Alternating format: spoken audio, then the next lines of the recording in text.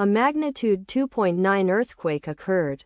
Western Texas. 191 kilometers WSW of Odessa, United States, or 82 kilometers NNE of Van Horn, United States. On Friday, the 27th of June 2025, at 11 hours 16 minutes and 37 seconds local time, the quake had a depth of 6 kilometers and was not felt, or at least not reported so.